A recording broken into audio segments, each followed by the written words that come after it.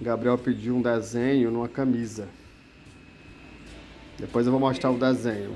Então agora eu estou começando a fazer. Eu já fiz rabisquei aqui com lápis. Agora eu vou fazer com a caneta permanente para depois pintar.